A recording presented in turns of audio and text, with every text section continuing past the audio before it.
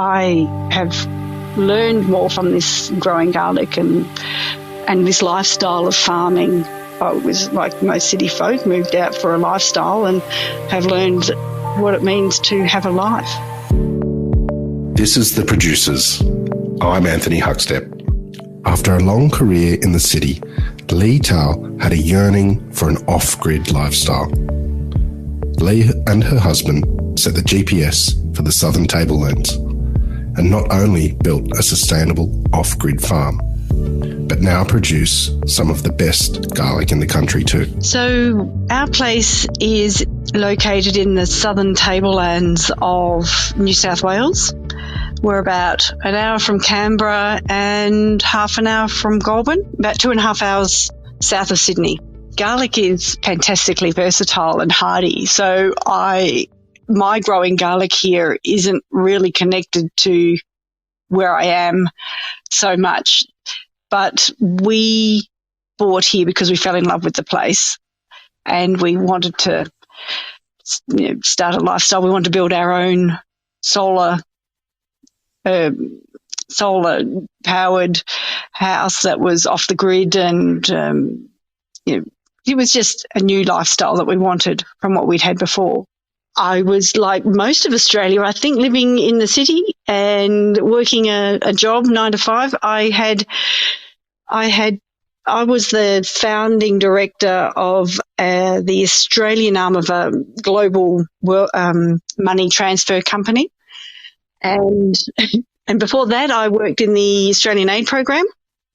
And so, I was an office worker like everyone else, only I was lucky enough that my company was online, so I could actually do it all online and be anywhere. So it sort of facilitated the whole idea of, well, we could go rural as long as we had really good internet access and mobile coverage, we'd be all right, Therein lies a bit of a flaw in our plan, but we got it. We managed to find a place, no problem.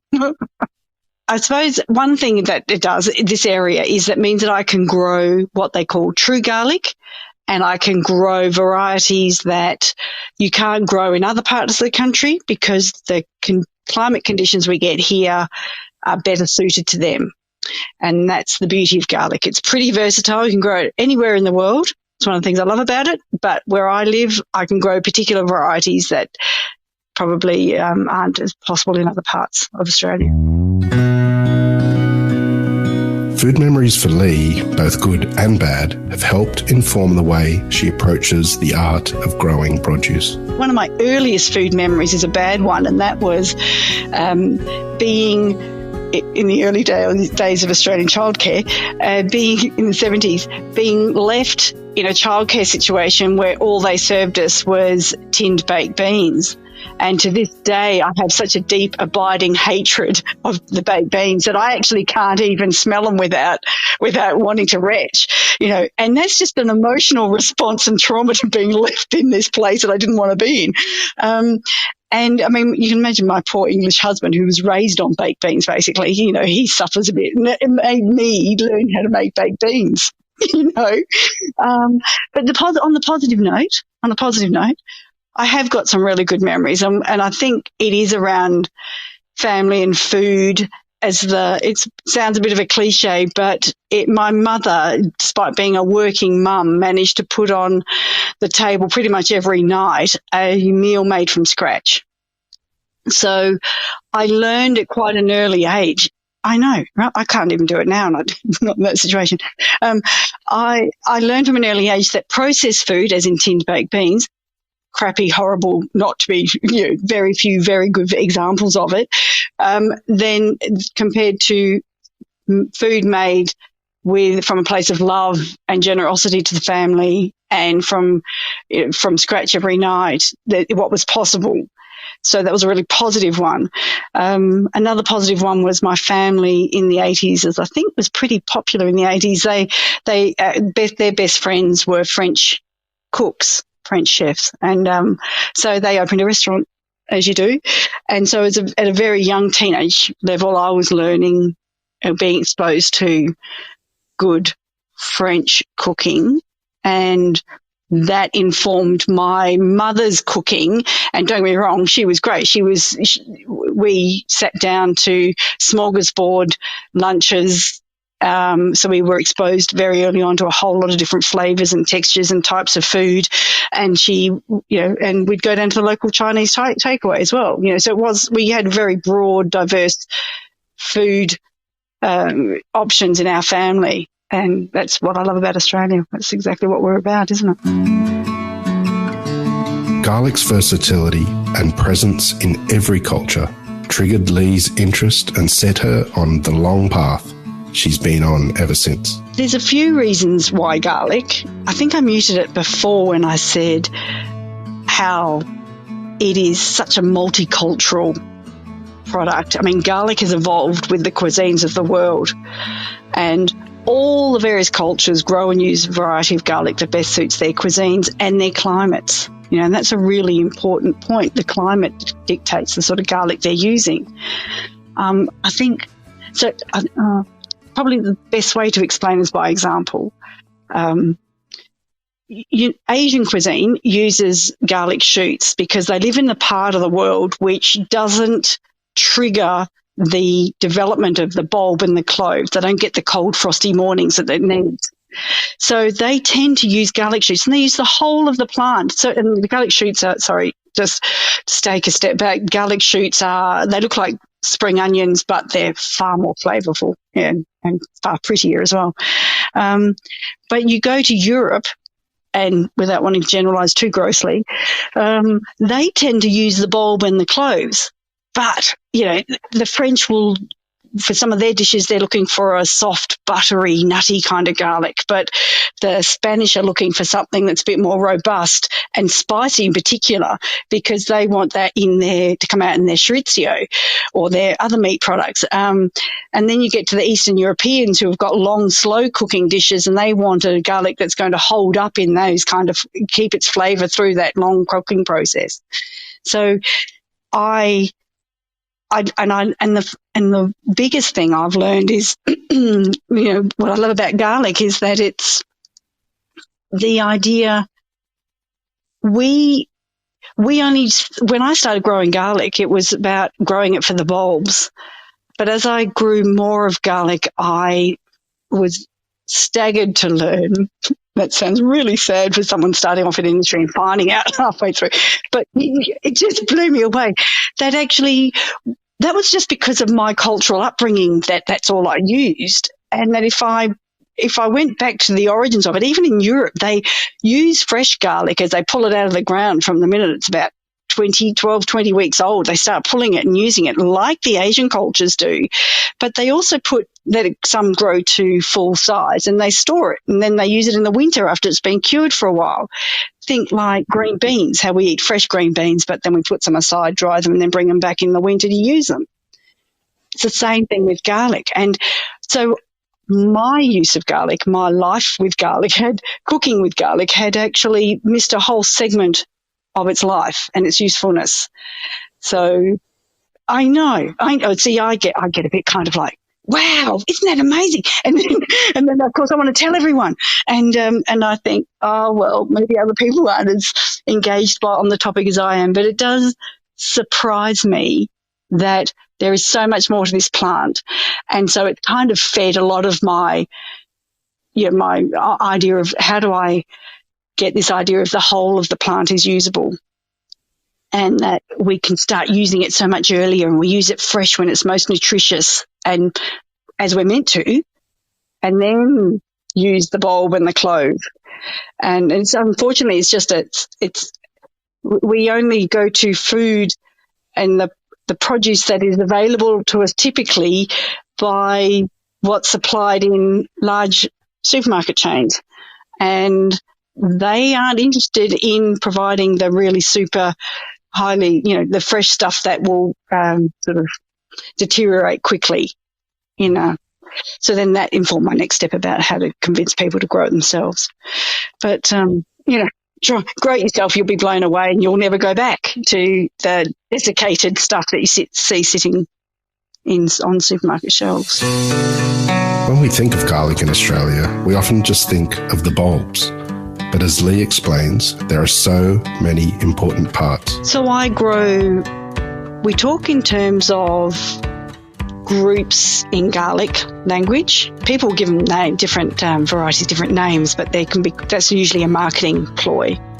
So we're talking groups, and the way garlic is kind of similar garlics are pulled together into a group to give people an idea of sort of flavour profiles they might expect.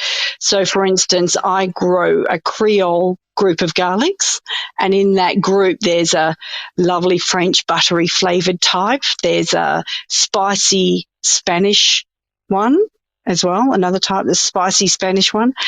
And then at the other end of the spectrum, I grow something called marbled purple stripes. I grow a few different varieties of that. And that's very much suited to the Middle Eastern cuisine and the Eastern European cuisine, where the flavours hold up in long, slow cooking, but the cloves are big and beautiful and easy peel and all that sort of thing. So the flavour profiles tend to be not so distinctly garlic and distinctly pungent, or they're far more mellow and well-rounded, I suppose is a better way of putting it. Definitely not soft. Well, I can't say that about it at all. I don't think any of the garlics I grow are gently flavoured in any way, shape or form. But that's because they're also fresh and Australian grown, so that's a big difference, and grown in soil that's been lovingly managed so that I get good, nutritious product. Yeah. It's very difficult when you've been raised with a multicultural cuisine background like I have, and many people have, that you go to find your garlic and you wonder, you make a dish and it just doesn't have that flavour that you remember, either from having gone to your friend's house whose mum made it, or you went to the country and you tried it there, wherever it might be, or the restaurant or whatever. And so I started growing several different varieties. It's very hard, as I said. It's a bit addictive because you keep trying to find the one that's going to hit, and I have to apologise here, but it has to hit my palate in a way that I like it. So there's particular garlics that I'm not interested in growing because they're just too pungent or acrid, and yet there are others that will fit the bill perfectly and stand up to the type of cooking that I do.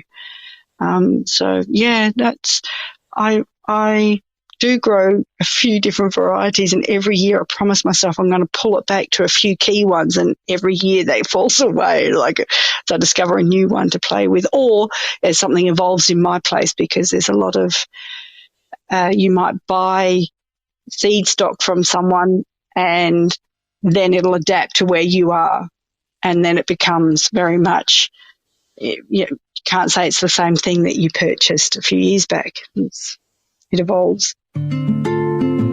Lee has learnt to utilise the entire garlic plant and find value-added products too, which means she's busy on the farm all year round. Depending on the time of the season, time of the year, so it could be, if it's growing time, planting time like now, it's early morning starts, late night finishes.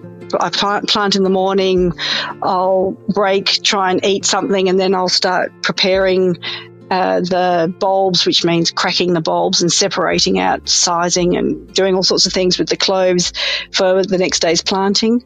And I'll work the beds to make sure that they're ready to take the bulbs, the planting.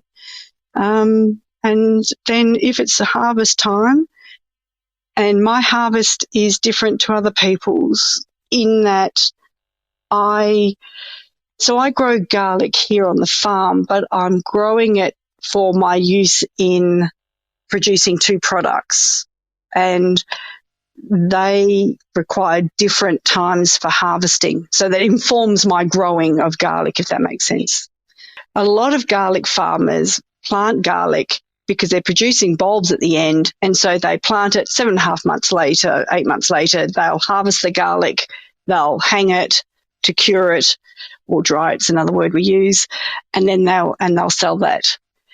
Because of the products that I'm producing, I start harvesting my garlic much, much earlier, because I'm harvesting different parts of the plant to be able to produce my green garlic powder or to get the kind of flavour profile I want for my granule product. So I am busy.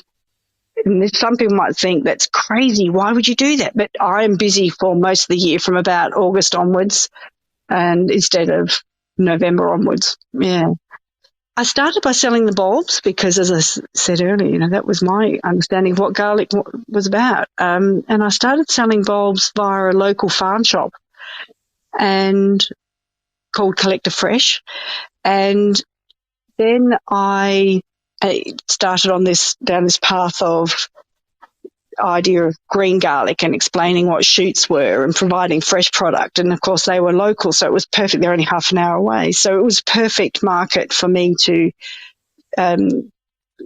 distribute my product through. And then I also sell to the end dried products. I sell to local shops. Actually, I sell it all over the country. But my bulb product, my bulbs, I sell them by subscription to customers.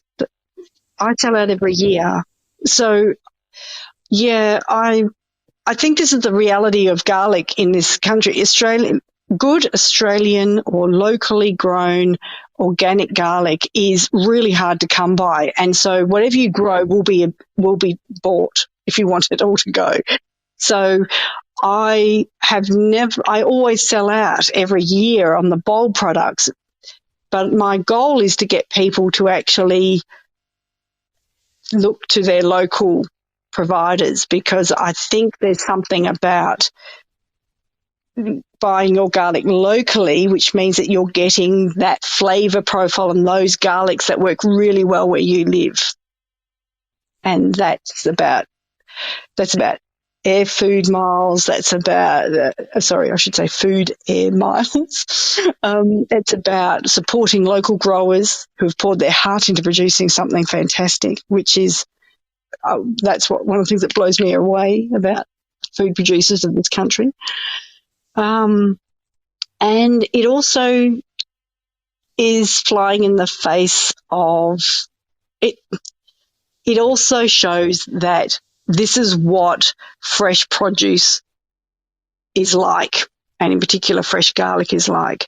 So buying it from me, yes, you can do that because Australia Post still lets me send my product in the mail and I can get it to you. But I really every time keep saying, have you found anyone local? You'd think that, because I think it'd be better. You'd get a better quality. It hasn't been subjected to Australia Post. That's the key, and it's not no disrespect to Australia Post. It's just that, they don't want you to send food products in the mail, and there's a reason why. Garlic can grow just about everywhere, but as Lee discovered, there are important steps to getting it right. Good draining soil, which I think this season has come into its own. It doesn't like wet feet, so if you can grow it in pots is a great way. Grow it in wicking beds is another way. Grow it in raised beds, but make sure it's raised in some way. That's definitely really well raised, at least 20 centimetres high. But I think that another thing is feed it well. It loves rich soil, and like most things, it needs water, despite what other people might tell you. We moved out from the veggie patch to growing it in the paddock just as the drought hit here.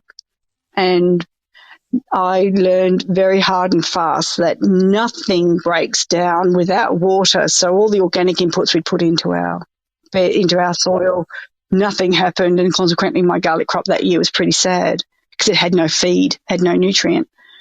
And that's because it didn't have water. So that's another one. Give it time. Quite often people panic and they think, I've got to get in the ground, I've got to do this. There's some old tales around, and there's a reason they exist because they come from the northern hemisphere. But in our parts of the world, we've got quite a broad growing range here. So depending on where you are, you can plant I can plant right up until August if I wanted to. Actually, I do. I plant in August as well. But I think another tip would be to feed it well, water it, keep an eye on it. You're looking for vibrant green leaves. If you don't have that during its growing phase, then you've got nutrient problems probably, or disease, and you need to address that, or else you're going to end up with a sad bulb at the end of 7.5 months. The leap from executive to farmer has opened Lee to the world of cultural and culinary nuances she had never experienced. I suppose key things that it's taught me is acceptance. Actually, I think this is typical of anyone who produces food, grows food for sale. It's acceptance that there are so many things out of your control that are going to impact on your crop that you can only go with. You can do everything you can to mitigate it, mitigate the risks that you can. What you can, you'll try and do to mitigate. You will use all your skills and knowledge to be able to help reduce the impact of whatever is happening to your crop to produce a substandard result. So you have to persist in the idea that you've got to keep an open mind and just keep refining what you know. I mean, I just keep thinking about, I have never had a normal year. I don't even know what a normal year is, because I've never had the year that's repeated itself since we started growing. And I think the closest I got to normal was a series of drought years where no water is no water. You get to work around that. But then we've had all this rain this year, so I've had to adapt again. So every time my learning boundaries and experience boundaries are getting expanded. And I suppose in all of that is the concept of resilience, much bandied about, but I think farming folk, and in particular food producers, are incredibly resilient in that we keep showing up to have another go and see if we can do it differently this year because we've learned something from last year, or we just want to try again. We'll see if we can do a better job. Yeah, that's very much me. It's not just the move to the country or the art of growing garlic that has changed Lee's life. It's the deeper understanding of the ways garlic is used in so many different cultures. That multiculturalism of garlic, I love that it undermines, it's typical of Australia because we've got such a multicultural background that we could have garlic in so many different ways. I love that about garlic. I love the fact that it is ubiquitous. I love the fact that it is something that I can grow that is beautiful, useful and tasty, and actually nutritious at the same time. I then use my garlic to produce a product that's captured people's imagination in the green garlic powder, and also it produces something that is so incredibly convenient in its granule form, dried granule form, that no one will ever whinge about not being able to source Australian grown flavourful garlic. We can do that. We've moved on so much from the jarred garlic that I grew up with in the 80s, and it's brilliant. I love that about it. And I think I said earlier about how I love how it's shifting people's understanding of something as ubiquitous as garlic, and how if they grew it themselves, it's going to surprise them with what they can do with it. And this is such a humble plant that you wouldn't expect that of something that we see, as I said, on the supermarket shelves. It's just so leagues away from it. And I like the idea that people's minds get shifted, and if anything, they get a little empowered, because I think informed consumers can make great changes. And I like that part of it. I think garlic is my instrument, really, to do that. It's a little, I think, what is it, subversive? Yeah, I think it's the word. Subversive of the standing paradigm that is industrialised agriculture. Yeah. Lee's commitment has helped create some of Australia's most incredible garlic. Not just bulbs, but shoots, granules, and given Australia a better choice when it comes to such a vital ingredient.